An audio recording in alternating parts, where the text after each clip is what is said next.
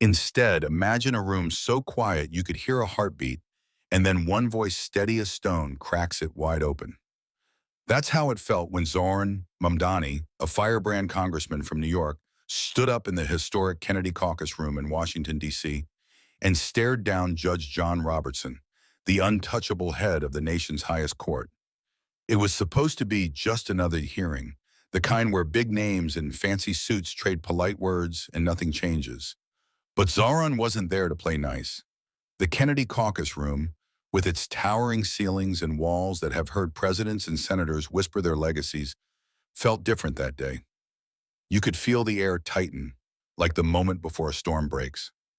Zohran, in a simple gray suit, didn't look like a man about to make history, but his eyes told a different story.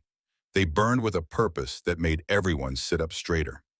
Judge John Robertson sat across from him, cool as ever, his silver hair catching the light from the chandeliers. He'd been here before, fielding questions from Congress like a seasoned pitcher tossing softballs back to kids. The man was a fortress, Chief Justice of the Supreme Court, a name that carried weight, respect, and a kind of armor no one dared to dent. But Zohran, he wasn't here to admire the shine. He was here to chip away at it. The hearing was about trust, or the lack of it. People across America were losing faith in the courts, whispering about secret deals, private dinners with billionaires, and rulings that seemed to bend for the powerful. Zohran had heard those whispers in his district, in the bodegas of Queens, in the living rooms of retirees who'd spent their lives believing in justice only to feel it slipping away. He wasn't just carrying their questions, he was carrying their pain. Chief Justice, Zohran began, his voice low but sharp, like a blade wrapped in velvet. You've said the court is a beacon of integrity, but how do you explain a justice dining with a CEO whose case was decided by your court just weeks later? The room froze, cameras whirred. Robertson's smile didn't waver, but his fingers tightened around his pen. Congressman Mount, he said, smooth as glass, the court follows strict ethical guidelines. We don't comment on speculation. Zohran leaned forward, not breaking eye contact. I'm not speculating, sir. I'm reading from public records. He held up a single sheet of paper, thin but heavy with truth. A private jet to Aspen. A yacht in the Caribbean. Gifts worth more than most families make in a year, and no disclosure. How does that look like integrity to the folks back home? The gallery stirred. A woman in the back, clutching a worn purse, nodded like she'd been waiting her whole life to hear someone say it. Robertson shifted in his seat, just enough to betray a crack in his calm. Those matters are handled internally, he said, but his voice wasn't as steady now. Zohran didn't let up. Internally? You mean the same court that checks its own homework? Where I come from, that's not accountability. That's a free pass. What do you think about a system that lets the powerful police themselves? Drop your thoughts in the comments below because this is a conversation we all need to have. Zohran wasn't just asking questions. He was pulling back the curtain on a machine that had run unchallenged for too long. And in that moment, in the heart of Washington, D.C., he wasn't just a congressman. He was every person who ever felt the system didn't see them. Every retiree in a small apartment. Every worker counting pennies. Every parent praying the law would be fair to their kids. The room was still buzzing when Zohran paused, letting his words sink in. He wasn't yelling. He didn't need to. His truth was loud enough. And Judge Robertson? For the first time, he wasn't in control. If this moment hit you as hard as it hit that room, smash that subscribe button and join us for what's coming next. Because this story, it's just getting started. The Kennedy Caucus Room wasn't just a room anymore. It was a battlefield. And Zohran Mamdani was holding the line. The chandeliers above flickered like they were trying to keep up with the tension below. Judge John Robertson, still perched at the witness table, looked like a man who'd never been pushed this far. His silver hair gleamed, but his calm was starting to crack, like ice under a hammer. Zohran didn't need to raise his voice to make the room feel small. He was carrying the weight of every person who'd ever felt ignored by the system, and he wasn't about to let it go. Zohran flipped a page in his folder, slow and deliberate, like he was turning over a stone no one wanted exposed. Chief Justice, he said, his voice steady but heavy, Let's talk about a woman named Mary Thompson. She's 68, lives in a trailer park outside Memphis. Worked 40 years as a school bus driver, raised 3 kids on her own. Last year, she lost her home because a corporate landlord tied to one of your court's rulings got a free pass to jack up her rent. He paused, letting the name sink in. Mary wrote to my office.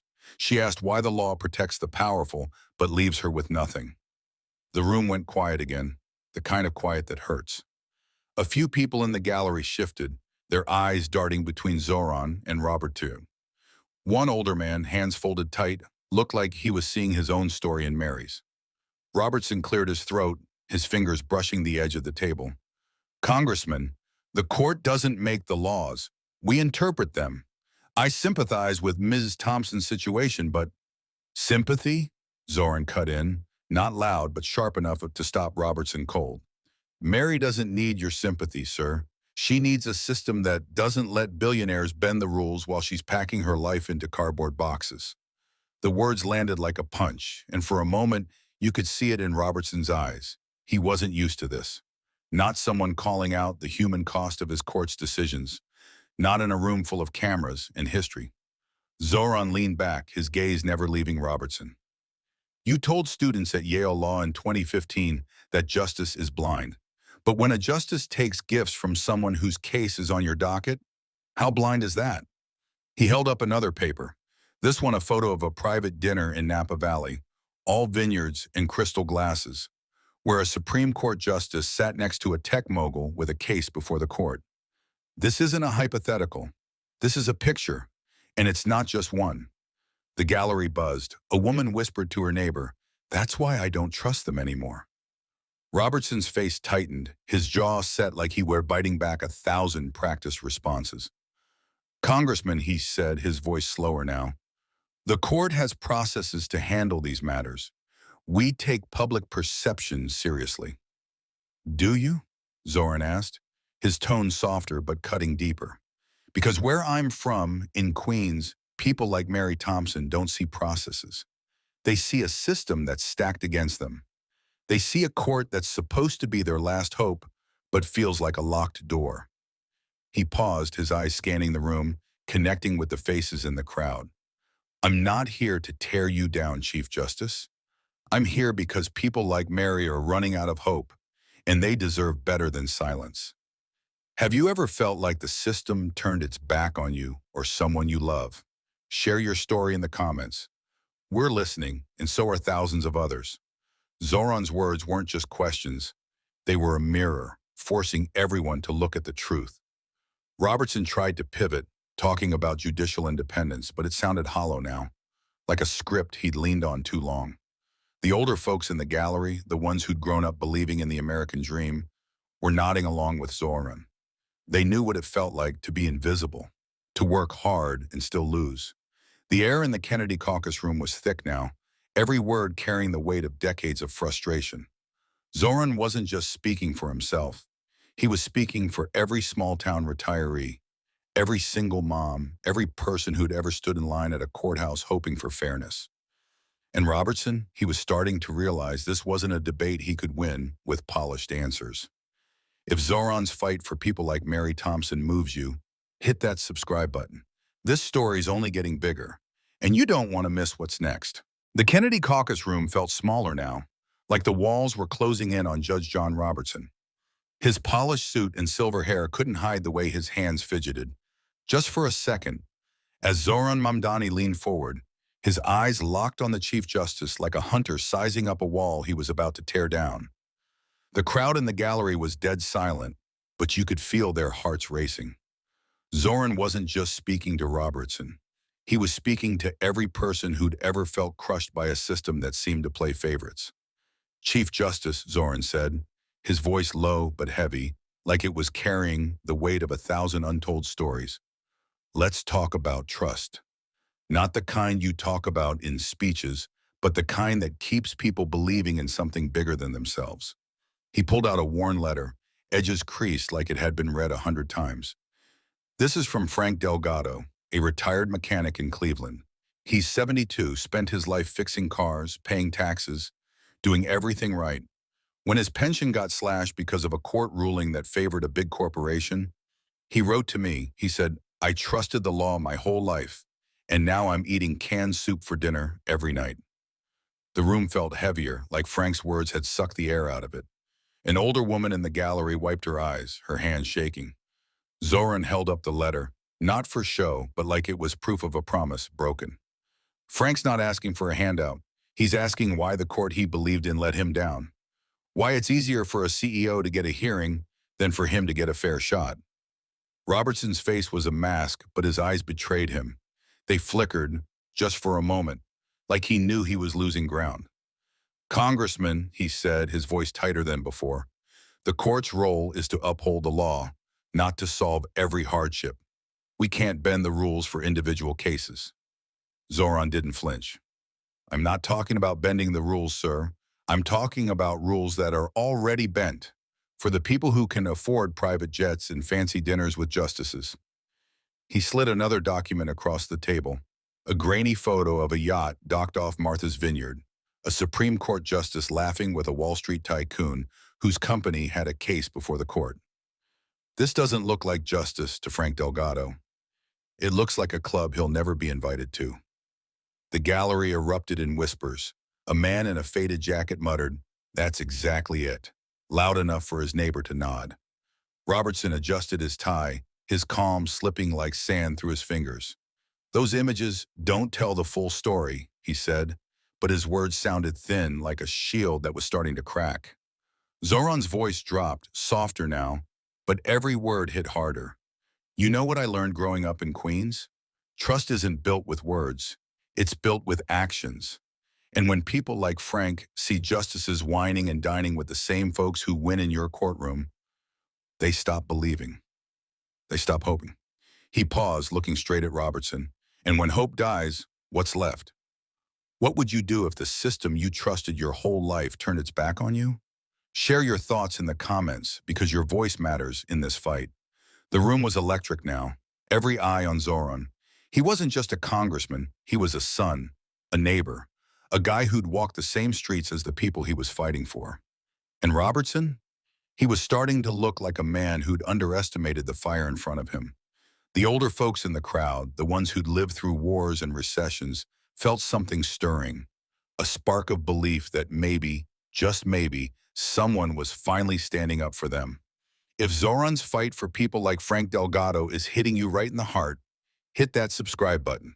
This story's building to something big, and you need to see what happens next. The Kennedy Caucus Room was a pressure cooker now, every word from Zohran Mamdani landing like a spark on dry grass.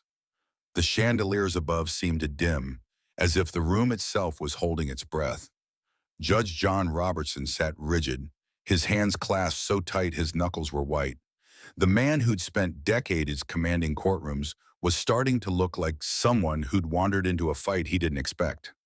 Zohran, though, was just getting started, his voice steady but burning with a fire that made the air feel alive. "Chief Justice," Zohran said, pulling a small, faded photo from his folder. "This is Clara Hensley.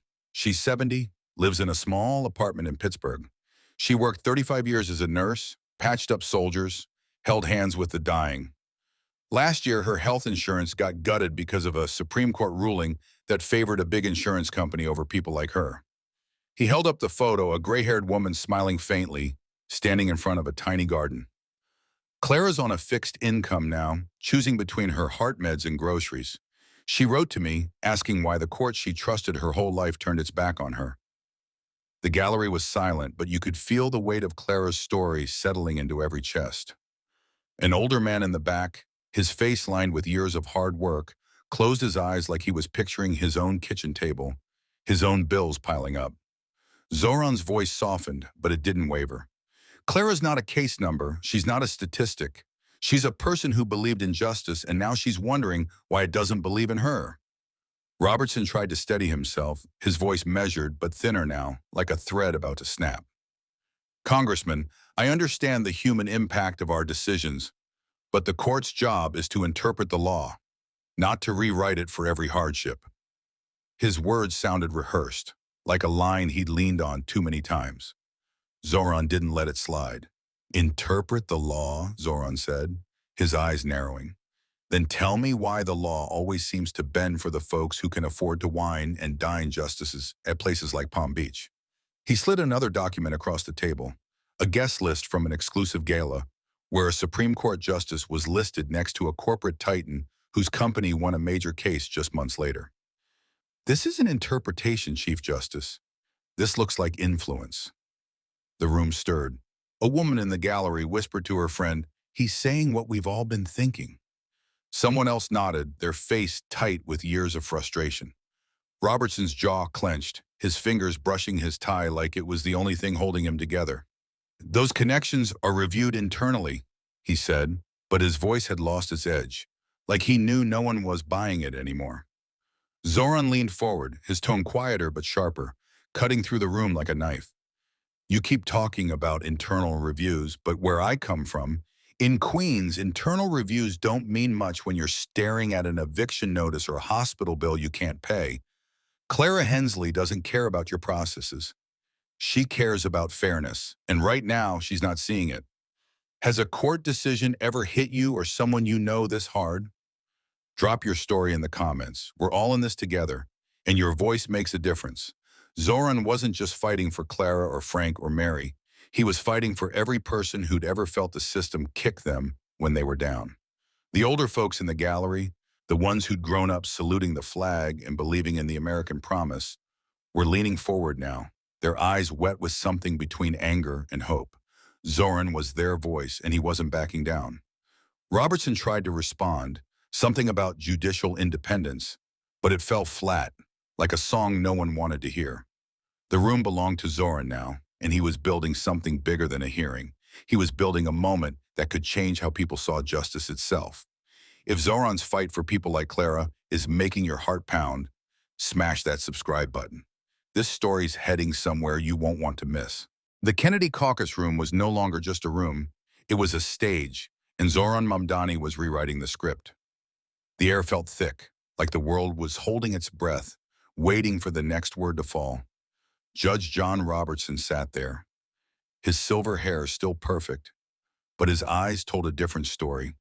Wide, searching, like a man who just realized the ground beneath him wasn't as solid as he thought. Zohran stood tall, his gray suit a little wrinkled now, but his voice was a lighthouse in the storm, steady and unyielding. "Chief Justice," Zohran said, his tone soft but heavy, like he was carrying a truth too big for the room. "You've talked a lot about the law today, but let's talk about people. Let's talk about Evelyn Carter, a 74-year-old widow from Birmingham, Alabama. She spent her life teaching kids to read, saving every penny for a small house she called home.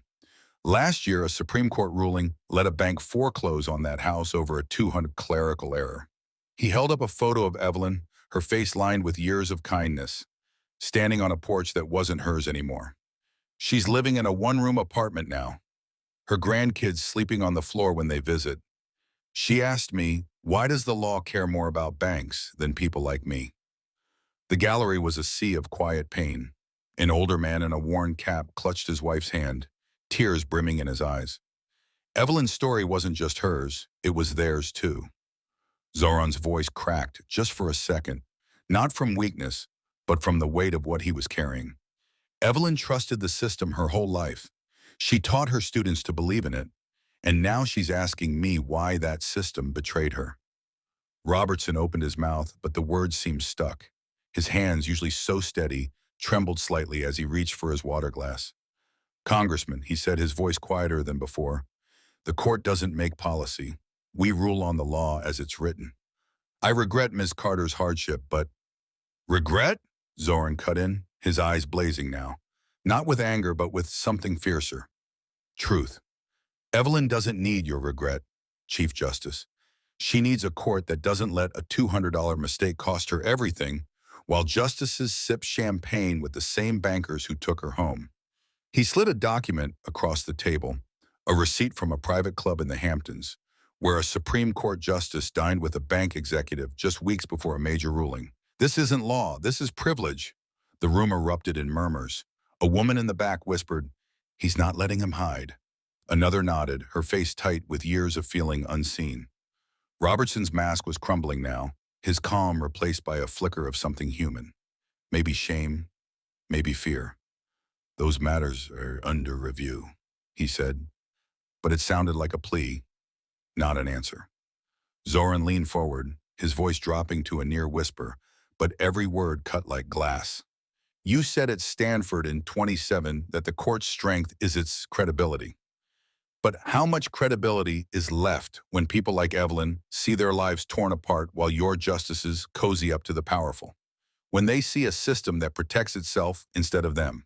Have you ever lost something, a home, a dream, a piece of yourself, because the system didn't fight for you? Share your story in the comments.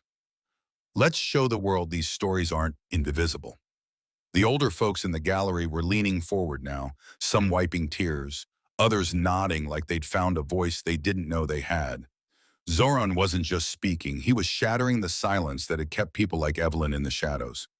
Robertson tried to respond, something about judicial process, but it was like shouting into a windstorm. The room belonged to Zohran, and he was turning it into something bigger, a reckoning.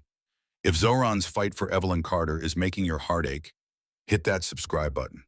This story's reaching a breaking point, and you need to be here for what's next. The Kennedy Caucus Room crackled with tension, every word from Zohran Mamdani hitting like a spark. Judge John Robertson sat stiff, his silver hair perfect, but his hands shaking slightly, his calm crumbling.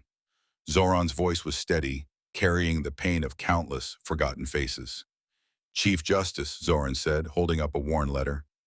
Meet Henry Walsh, a 69-year-old veteran from Omaha. He drove trucks, served his country, believed in justice. A Supreme Court ruling let a Wall Street firm cheat him out of his savings. Now he works nights at a gas station to survive. The gallery froze. An older woman's eyes filled with tears, Henry's story echoing her own struggles. Henry's not asking for pity, Zohran continued. He's asking why the law protects the powerful, not him. Robertson's voice wavered. Congressman, we apply the law, not fix every wrong. Zohran slid a photo across the table, a justice on a luxury boat in Alaska with a financier whose case won big. This isn't law, Zohran said, his voice sharp. This is a rigged game. The room buzzed. An older man muttered, he's right. Robertson's face paled. Those are under review, he mumbled, but it sounded weak. Zohran leaned in, his voice a whisper that roared. You said at Georgetown in 2018, trust is the court's power. When people like Henry lose trust, what's left? Have you ever felt forgotten by the system, like Henry? Share your story in the comments. Zohran spoke for every veteran, every worker, every broken dream. Robertson's polished answers couldn't hold up. The room was Zohran's now, and he was rewriting justice. If Zohran's fight for Henry hits you hard, smash that subscribe button. The end's coming, and you won't want to miss it. The Kennedy Caucus Room hummed with history in the making. Zohran Mamdani stood tall, his gray suit worn but his eyes fierce. Judge John Robertson's face was ashen, his silver hair no shield against the truth. The chandeliers glowed, marking a moment no one would forget. Chief Justice, Zohran said, holding a frayed letter. This is from Betty Larson, 71, from Des Moines, a librarian who taught kids to love books, now fighting cancer after a court ruling let a company poison her town's water. Tears rolled in the gallery. An older man gripped his wife's hand, Betty's pain their own. Betty believed in justice, Zohran said, voice cracking. Why doesn't it believe in her? Robertson's voice was a whisper. We strive to uphold the law. It wasn't enough. Zohran held up a photo, a justice at a Montana ranch with a CEO whose case sailed through. This isn't fairness, he said. It's betrayal. The gallery roared softly, an older woman calling out, thank you. Zohran's voice softened, unshakable. You can't ignore Betty or Henry. They're America's heart, and they're done being silent. He closed his folder, the room exhaling. What would you tell Betty, still fighting for justice? Share in the comments. Zohran wasn't just a congressman. He was hope for every retiree, every dreamer the system forgot. Robertson left, head bowed, respect in his eyes. Clips of Zohran's words spread across America, lighting up diner conversations and retirement homes. He didn't just challenge a judge, he gave a nation its voice. If Zohran's stand for Betty moved you, hit that subscribe button. This fight's just the start.